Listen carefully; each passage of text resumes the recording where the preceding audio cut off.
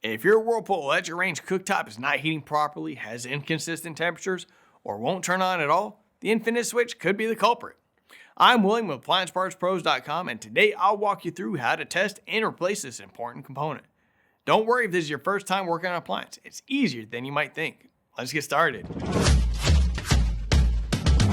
With over 2 million products in stock and the know-how to help you do it yourself, we are AppliancePartsPros.com. For today's work, we'll need a multimeter and a Phillips screwdriver. Also, please remember that safety comes first. Don't forget to unplug your electric range or turn the breaker off.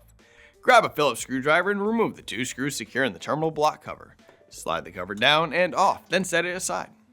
Next, remove the Phillips screws from the back cover. You can leave one screw loosely in place in the slotted cutout to help hold the panel while removing the others. Once the remaining screws are out, lift the panel off and set it aside. Plug the power cord back in. Extreme care should always be taken when working around live voltage, since it can result in serious injury. If you're not comfortable testing live power with a multimeter, do not continue. We're testing the small single element switch, but the same terminal locations would be used for the large elements as well. Set your multimeter to volts AC, indicated by a V with a squiggly line. Place one probe on the black wire at terminal L1 and the other probe on the red wire at terminal L2. You should see about 240 volts AC. Now rotate the element switch to the high setting. Place one probe on the yellow wire at terminal H2 and the other probe on the yellow wire at terminal H1. You should see 240 volts AC. Keep the probes in place to get a voltage reading when the element shuts off.